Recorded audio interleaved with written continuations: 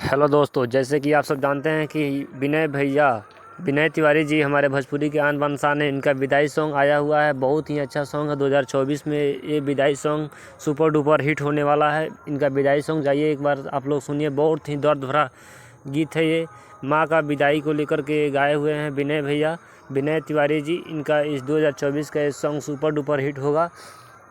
ये मतलब हो गया 2 दिन आए हुए, और यूट्यूब पर बहुत अच्छा खासा व्यूज़ भी है, अच्छा खासा चैनल पर आया हुआ है। जाइए लोग, आप लोग सुनिए इस गीत को, प्यार और दुलार दीजिए लोग। ये भी ट्रेंडिंग लिस्ट में लाइए लोग इसके, और बहुत ही अच्छा सॉन्ग है। इसको अपना प्यार दुलार दे करके इसे बेहतर बनाइए लोग। आप लोग चाहिएगा तब ये भी बड़े स्टार बन पाएंगे। विनय तिवारी जी बहुत ही अच्छे सिंगर हैं। इनके सिंगिंग की चर्चा पूरे बिहार में होती है।